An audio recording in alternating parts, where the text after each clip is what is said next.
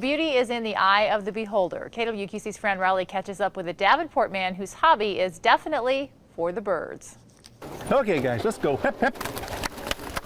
The birds have personalities of their own. Come on, pep, pep. These birds are Birmingham roller pigeons, Jim Petersen's pride and joy. I know all these birds by heart, their pedigree. I mean, I know their great-great-grandparents. I raised them out in this building. Petersen's Nine Pines loft is home to these roller pigeons, living in kit boxes. But this hen here is an outstanding 30-foot spinner. And I walk them out in the yard, let them fly the loft.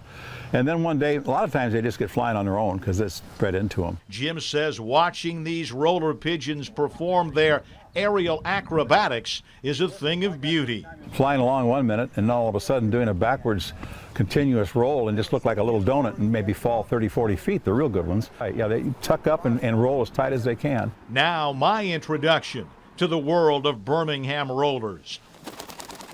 All eyes to the sky. There goes one real deep right there. Roller pigeons soaring hundreds of feet into the air, flying sometimes for more than an hour. They've got good appetites. Yeah. And are on a strict feeding routine.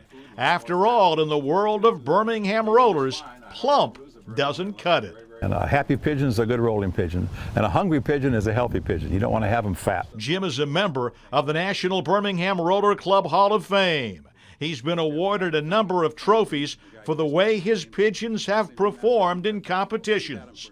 And these holy rollers depend on instinct to wing their way back home. I've had birds come home from 15, 20 miles away.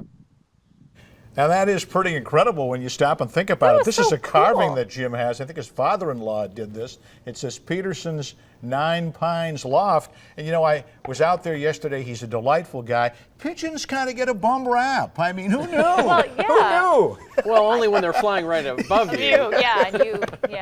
Exactly. We don't have to say anymore.